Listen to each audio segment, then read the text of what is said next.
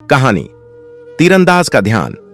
एक बार गौतम बुद्ध अपने शिष्यों के साथ एक गांव से गुजर रहे थे। वहां उन्होंने एक युवा तीरंदाज को देखा जो एक पेड़ पर लटके छोटे से लक्ष्य पर तीर चला रहा था। हर बार उसका निशाना अचूक होता था और वह गर्व से मुस्कुराता था।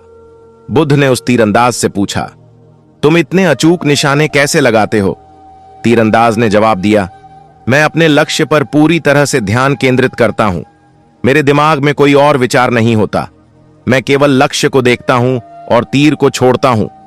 बुद्ध ने कहा, यही ध्यान की शक्ति है।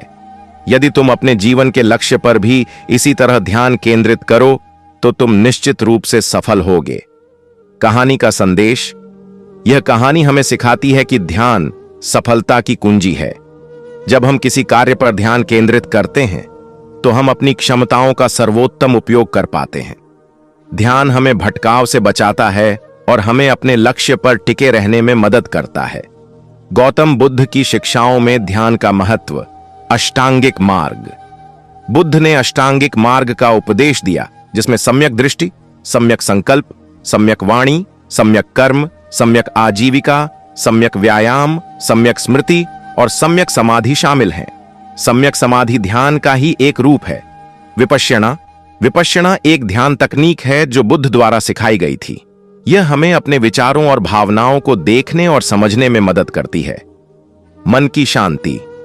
बुद्ध ने सिखाया कि ध्यान मन को शांत करने और आंतरिक शांति प्राप्त करने का एक शक्तिशाली तरीका है। निष्कर्ष। गौतम बुद्ध की कहानियां और शिक्षाएं हमें बताती हैं कि ध्यान सफलता के लिए आवश्यक है। जब हम अपने मन को शांत और केंद्रित रखते हैं तो हम अपने जीवन के किसी भी क्षेत्र में सफलता प्राप्त कर सकते हैं। एक छोटे से गांव में रामू नाम का एक लड़का रहता था। रामू बहुत ही चंचल और शरारती था। उसका मन कभी भी एक जगह नहीं टिकता था।